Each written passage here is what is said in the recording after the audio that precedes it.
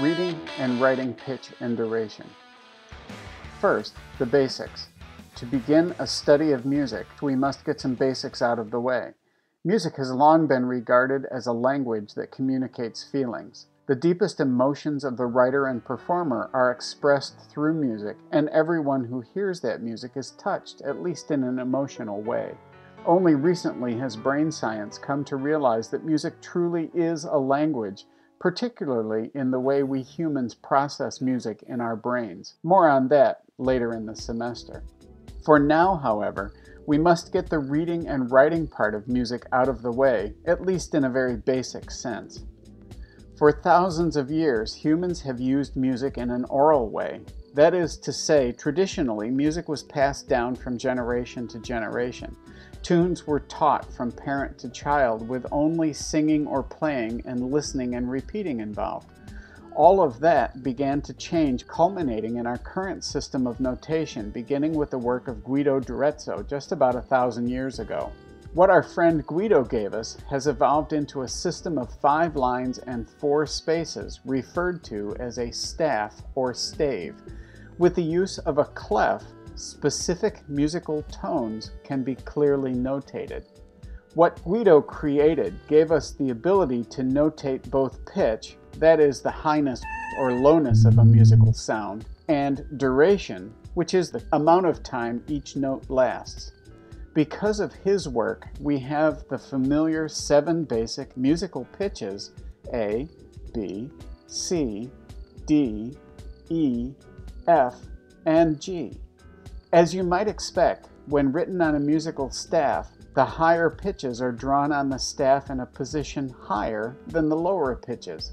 In line with this fact, it is important that we number the lines and spaces of a staff from bottom to top. The lines then are 1, 2, 3, 4, and 5. The spaces are 1, 2, 3, and 4. What pitch those lines and spaces represent are determined by the clef that is used.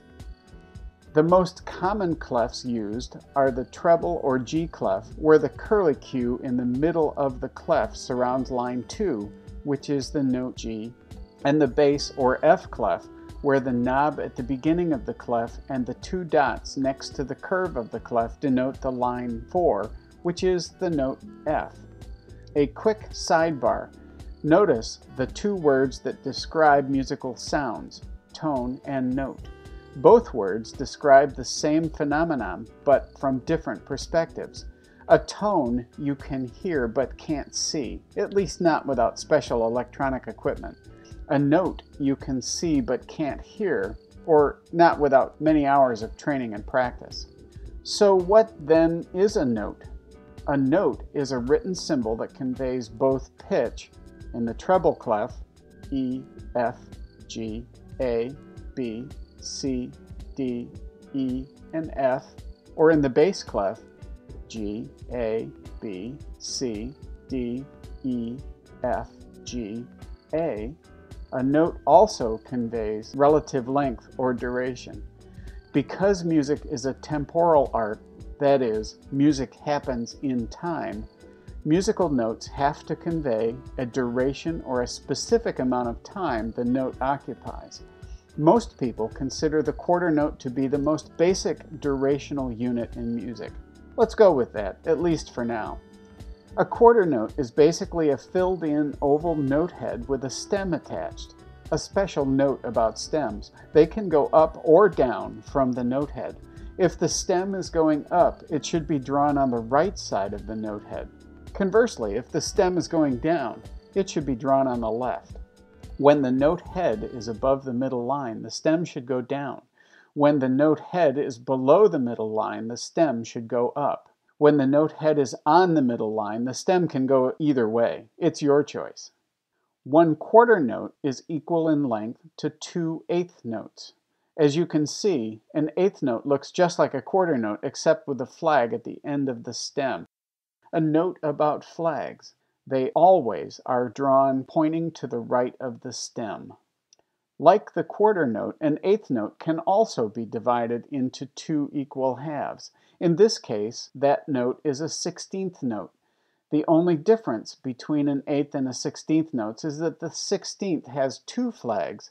Using this halving of the durational value and doubling the note number and adding 1 flag, we can create 32nd notes, 64th notes, and 128th notes, each one just half the value of the previous note.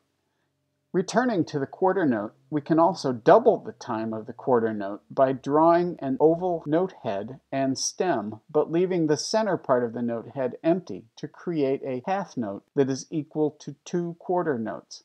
Likewise, a whole note, a slightly larger open note head with no stem, is equal to 2 half notes or 4 quarter notes. Using staves and clefs, notes can be written to convey the pitches of any and every melody and the precise amount of time each pitch lasts.